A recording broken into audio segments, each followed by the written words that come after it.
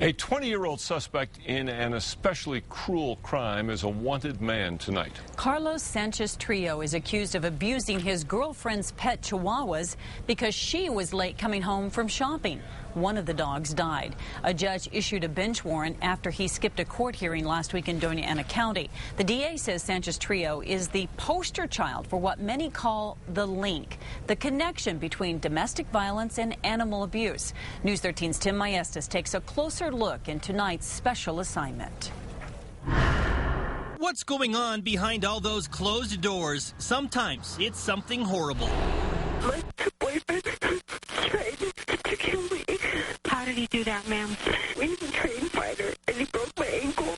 He tried to kill my dog. The case against Paul Ramirez first came to light with a phone call to 911 in October of 2006. His then-girlfriend said he suddenly snapped inside their Northwest Albuquerque home. He threatened me with a knife, and he cut my dog with a knife. This woman says a similar thing happened to her. It was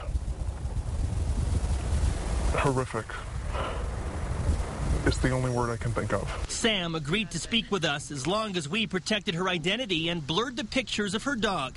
Months after getting married, she says her husband started getting jealous of her dog. And then one night, he attacked them both. I knew that he knew the way to really hurt me was to go after my dog. At that point, he left me and went after him.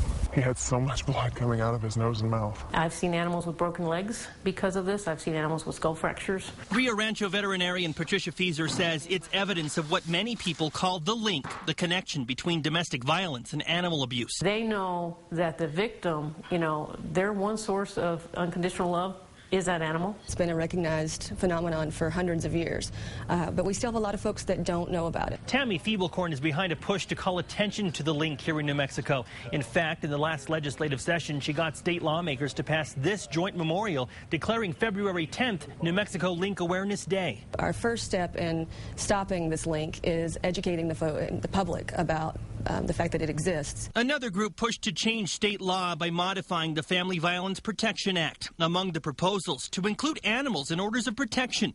Pets are not currently mentioned in the paperwork for restraining orders, but the bill that would have changed that died on the Senate floor in the last 30-day session. Changing the law would have made it easier for domestic violence victims to escape, knowing their pets would be okay. Us investigating these types of cases, you do definitely see that. You see that control. Well, you're not going to leave because you can't take your dog with you. You can't take your cat with you. For people who don't have children, a lot of times their pets are their kids. The really frightening one, though, is where the person remains in the situation for fear of what will happen. Sherry Mangold with Animal Protection of New Mexico says abusers often use animals to demonstrate their power and control. I've had calls regarding animals as large as horses, horses who were cruelly castrated in front of the victim as a show of power and force. From threats to actual violence, police say the link is real. It's much more than a, than a theory. It's an actual fact. To watch him hurting my boy and looking at me for my reaction. Sam says her dog survived the initial attack, but her ex-husband came back after their divorce and killed her dog. This is happening.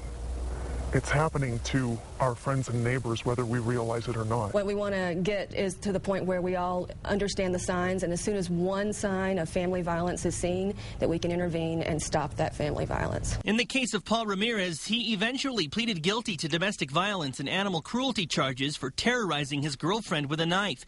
He got 3 years in prison and then probation. He cut my dog. I understand, ma'am, and getting help out. You okay? He tried to kill me.